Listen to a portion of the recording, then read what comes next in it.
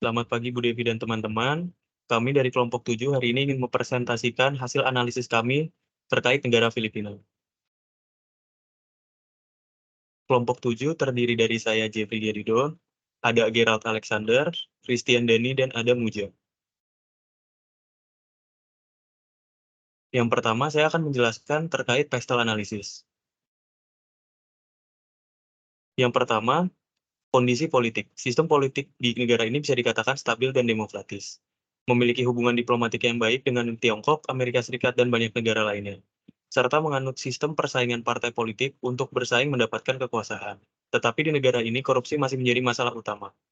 Untuk berikutnya, kondisi ekonomi. Negara Filipina menjadi negara dengan PDB nominal terbesar ke-36 di dunia dan terbesar ke-15 di Asia. Industri yang mendominasi adalah pariwisata, pertanian manufaktur, pertambangan dan pengelolaan mineral, farmasi dan pembuatan kapal, serta elektronik. Memiliki biaya pendirian usaha yang rendah, lokasi yang strategis, dan ketersediaan tenaga kerja yang unggul. Berikutnya, kondisi sosial. Di negara ini rata-rata mayoritas penduduknya menggunakan bahasa Tagalog dan bahasa Inggris sebagai bahasa resmi, dan penduduk bermayoritas beragama Kristen. Tenaga kerja di negara ini juga bisa dinilai berpendidikan, terlatih, dan mampu berbahasa Inggris. Serta negara Filipina memiliki kehidupan malam yang semarak dan banyak pusat perbelanjaan, restoran, dan museum untuk dijelajahi. Untuk berikutnya, kondisi teknologi. Negara Filipina menjadi negara dengan tingkat demand teknologi yang tinggi. Hal tersebut dipengaruhi oleh penggunaan smartphone dan media sosial yang telah merambah ke setiap kelas sosial dan meningkatkan pendapatan.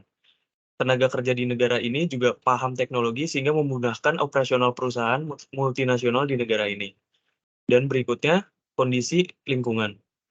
Filipina merupakan negara kepulauan dengan memiliki lebih dari 7.640 pulau, tapi juga rentan terhadap bencana alam.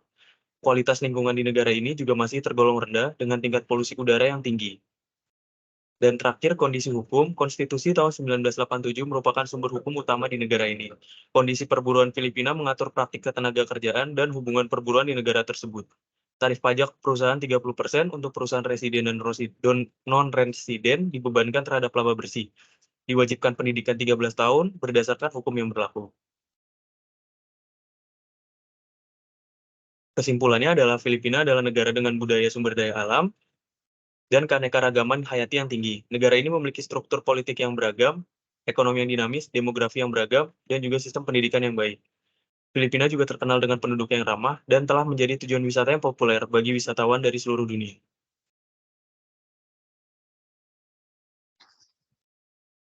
Yang berikutnya adalah analisis FRIO. FRIO adalah singkatan dari Value, Rarity, Imitability, dan Organization. FRIO adalah alat yang digunakan untuk mengevaluasi sumber daya dan kemampuan suatu entitas yang bisa berupa perusahaan, organisasi, atau bahkan negara. Dalam konteks analisis FRIO kali ini, saya akan mengevaluasi sumber daya dan kemampuan yang dimiliki oleh negara Filipina. Next slide. Uh, Untuk analisis kali ini, saya memilih topik lokasi, SDM, dan SDA dari negara Filipina itu sendiri. Nah, yang pertama itu adalah lokasi. Lokasi geografis Filipina ada di Asia Tenggara. Hal itu memberikan nilai strategis dan memiliki akses ke pasar regional besar dan posisi utama dalam industri BPO global. Lokasi geografis adalah aset yang langka dan sulit untuk diimitasi, serta cara Filipina mengolah hubungan perdagangan dan diplomasi dengan negara-negara tetangga, serta promosi sebagai tujuan investasi akan mempengaruhi manfaat dari lokasi geografis ini. Lalu yang kedua adalah workforce atau SDM. Filipina memiliki tenaga kerja yang terdidik, terutama di sektor teknologi. Hal tersebut memberikan nilai tambah dalam menyediakan layanan secara global. Meskipun tenaga kerja terdidik tidak langka secara global, Filipina memiliki keunggulan komparatif dalam hal ini. Kemampuan untuk melatih dan mempertahankan tenaga kerja didik juga mempengaruhi tingkat kemudahan imitasi. Lalu yang terakhir adalah SDA atau resource. Filipina memiliki sumber daya alam yang bernilai seperti biji besi, tembaga emas, dan potensi sumber daya energi. Beberapa sumber daya ini mungkin langka secara global dan regulasi pemerintah mempengaruhi tingkat kemudahan imitasi.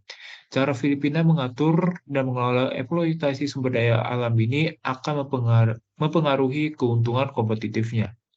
Next slide. Kesimpulan, Frio memiliki beberapa keunggulan komparatif yang berharga dalam industri jasa, terutama dalam sektor call center. Namun, untuk mempertahankan keunggulan ini, Filipina harus terus mengembangkan sumber daya manusia dan sistem organisasi mereka, serta mengatasi tantangan seperti persaingan global dan masalah ekonomi. Kesuksesan jangka panjang Filipina akan sangat bergantung pada bagaimana mereka dapat menjaga dan meningkatkan nilai, kelangkaan, kesulitan peniruan, dan organisasi sumber daya dan kemampuan mereka.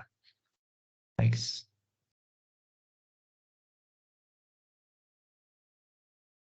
Kemudian masuk kepada opportunities threats analysis. Oke, opportunities-nya yang pertama, Filipina memiliki budaya, sumber daya alam, dan keanekaragaman hayati yang tinggi. Industri pariwisata terus berkembang, menawarkan peluang di bidang industri pariwisata.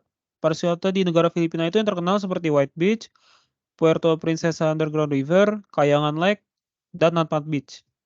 Kemudian, ekonomi Filipina tuh terus bertumbuh, menciptakan peluang peningkatan daya beli masyarakat di negara tersebut.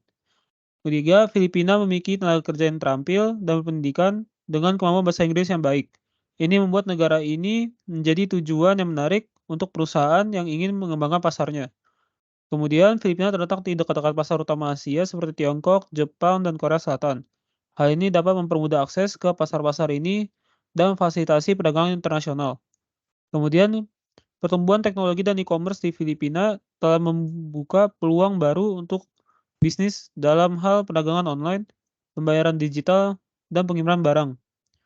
Kemudian, pemerintah Filipina telah menerapkan berbagai insentif untuk menarik investasi asing, termasuk pajak yang lebih rendah dan fasilitas perizinan yang lebih efisien. Selanjutnya, trades.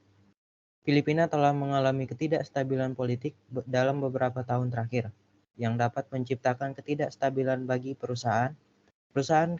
Kebijakan dan konflik politik dapat mempengaruhi operasi bisnis.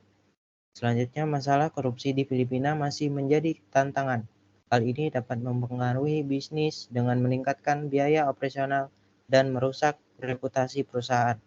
Selanjutnya, Filipina terletak di kawasan rawan bencana seperti gempa bumi dan badai tropis. Ini bisa berpotensi merusak infrastruktur dan operasi bisnis. Selanjutnya, beberapa wilayah di Filipina mengalami masalah keamanan, seperti konflik bersenjata. Dengan gangguan keamanan, hal ini dapat menjadi ancaman bagi keamanan karyawan dan operasi bisnis. Next. Kesimpulan, Filipina merupakan negara yang menawarkan peluang yang menarik bagi perusahaan asing, termasuk pasar yang besar dan berkembang, kualitas tenaga kerja yang baik, dan pendidikan yang tinggi, dan kemudahan akses ke pasar ASEAN. Namun, perusahaan asing juga perlu mempertimbangkan beberapa ancaman, termasuk instabilitas politik, korupsi, dan keterbatasan infrastruktur. Untuk meminimalkan ancaman dan memanfaatkan peluang di Filipina, perusahaan asing perlu melakukan riset yang mendalam, bermitra dengan perusahaan lokal, dan membangun hubungan dengan pemerintah. Dengan strategi yang tepat, perusahaan asing dapat sukses di Filipina dan memanfaatkan peluang yang ditawarkan oleh negara tersebut. Next. Sekian dari kelompok kami, terima kasih.